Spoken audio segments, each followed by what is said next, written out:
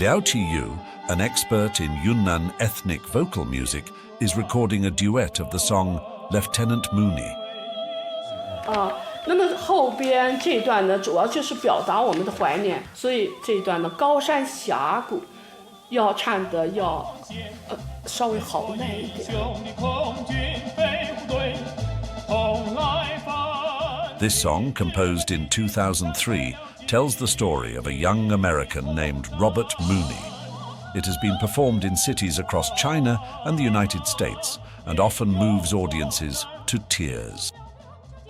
莫逆中尉是因为他这个故事太感动我了。看着莫逆中尉的那个阳光，笑得很灿烂、很阳光的年轻的那张英俊的脸，我心里真的那个眼泪就止不住流出来。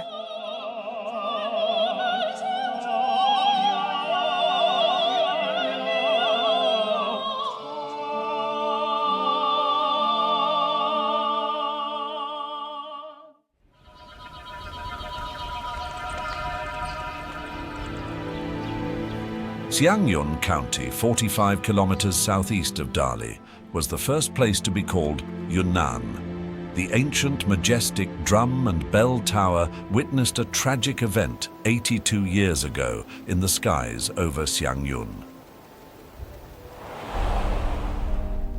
On December 25, 1942, Japanese forces bombed Yunnan Airport, a critical supply and refueling station for flights over the eastern edge of the Himalayas, then known as the Hump. The airport was 20 kilometers outside Xiangyun. The assault killed many of the Chinese people who'd been working on the runway, including women and children.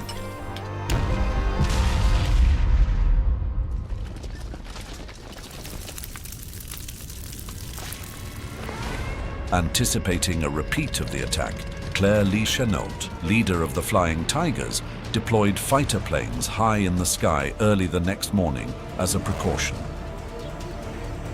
At 3 p.m., the Japanese planes returned. The people in Xiangyun couldn't help but watch. One of them was Dong Qiyuan, who ran a clinic near the Drum and Bell Tower. Less than 10 minutes later, the sound of machine gun fire broke the dead silence in the sky. One particular Flying Tiger plane, as agile as a swallow and fierce as a tiger, weaved through the enemy formation and swiftly shot down a Japanese aircraft.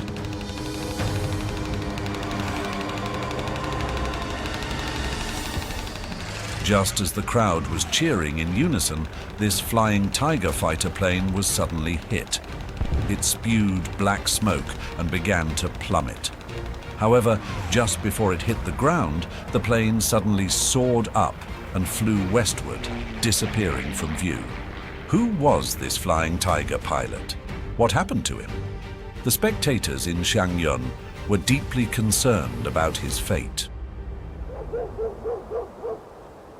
That night, a badly wounded Flying Tiger pilot was brought to Dong's medicine clinic.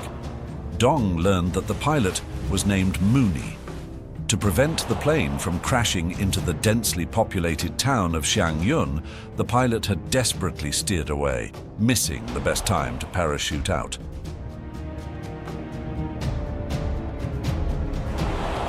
When he did finally parachute, he was too close to the ground and crashed.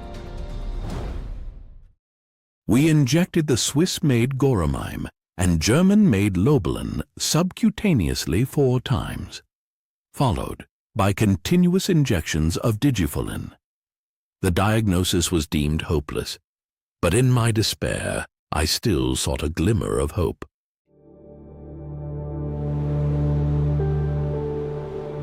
As the setting sun turned blood red, Xiangyun fell eerily silent. The people hoped for good news about Mooney, but were instead met with tragedy. At 8 p.m., we bid a final farewell to our most grateful and esteemed ally. Our sorrow is immense.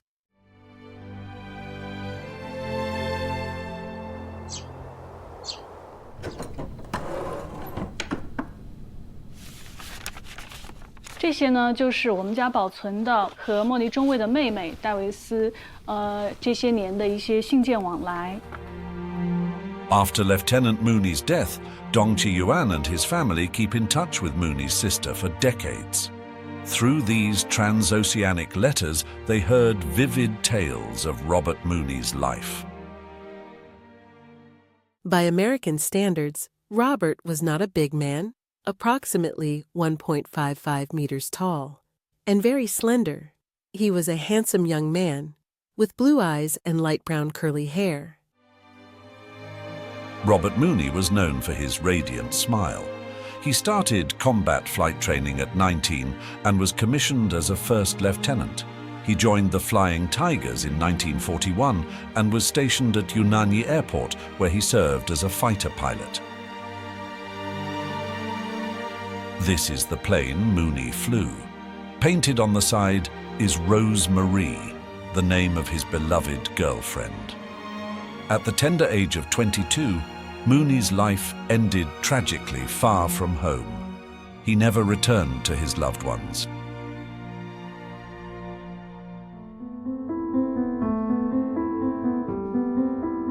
Five months after Mooney's sacrifice, villagers erected a memorial monument on the hillside of Qinghua Cave, the place where he parachuted.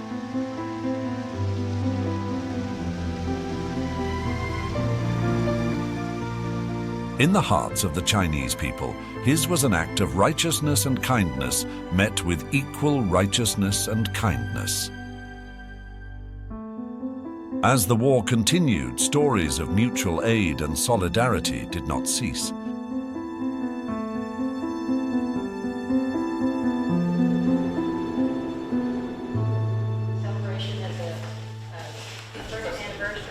How did such a tragic yet moving event unfold in the skies over Xiangyun? The recurring sight of blood chits in the museums visited by former flying tigers could provide an answer. Such chits were often sewn into the jackets of the flying tigers. They read, "This foreigner has come to China to help in the war effort. Soldiers and civilians, one and all, should rescue and protect him." This was a life and death pact between the Flying Tigers and the Chinese people. Compared with Robert Mooney, Flying Tiger pilot Glenn Beneda was far more fortunate. At the end of May 1944, Glenn Beneda's mother in McCook, Nebraska, received a heart-wrenching telegram. The telegram from the U.S. Department of War read, Mrs. Frances Eleanor Beneda, the Secretary of War desires me to express his deep regret that your son, First Lieutenant Glenn E. Beneda, has been reported missing in action since 6 May over China. However, in Zhejiang, Yunnan Province, the operations room of the 14th Air Force still had not given up hope on finding Beneda.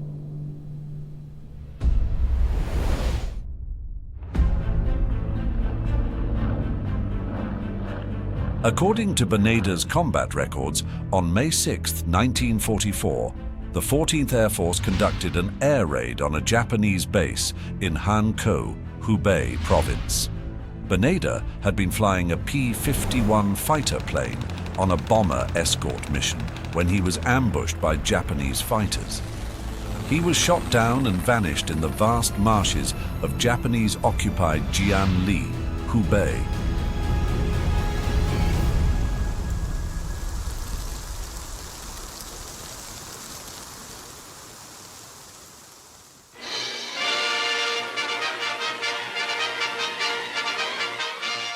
This newsreel from 1942, preserved by the U.S. National Archives, features images of the blood chit.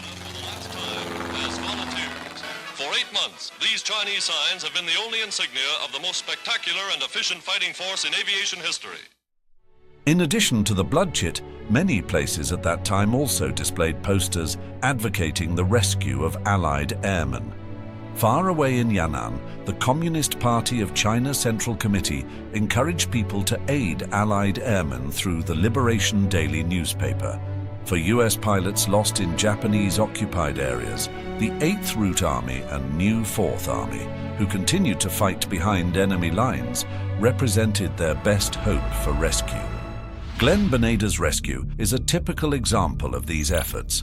After successfully making a forced landing, the pilot was rescued by villagers and taken to troops in the new 4th Army. To evade patrols, Chinese soldiers and civilians had to navigate over 400 kilometers through Japanese-occupied Hubei, taking over a month and engaging in skirmishes with Japanese forces before delivering Beneda to the Army's 5th Division headquarters at the foot of Dawu Mountain. What they did to save my dad's life was very heroic. And they carried him on a stretcher for a number of weeks.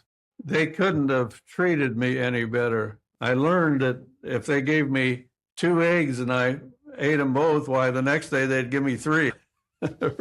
So I always left something so they wouldn't be giving me too much.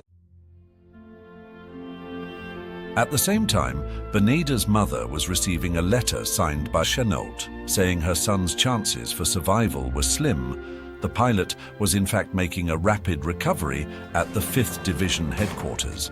He was even exchanging table tennis tips with the new 4th Army officers and soldiers.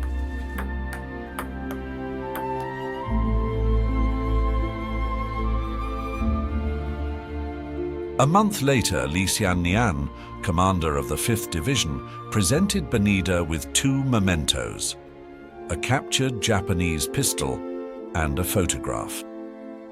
I believe that I owe a debt to the Chinese people. They've been so good to me. But it's really a huge debt that I owe to the new 4th Army, because they saved my life. And that's why I'm able to be here today.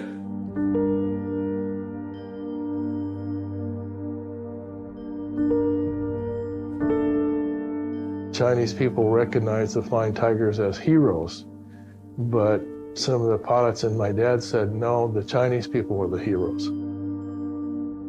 In the years after the war, Beneda returned to Hubei several times to visit those who had saved his life. He made his final visit in 2010, the day after his return to the US. Beneda suffered a heart attack. He passed away shortly after, at the age of 86.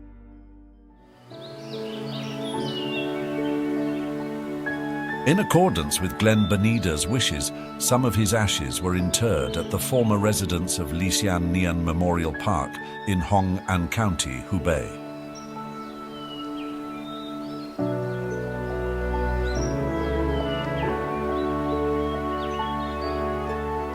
According to incomplete statistics, Chinese people rescued over 200 flying tigers during the Chinese People's War of Resistance against Japanese aggression.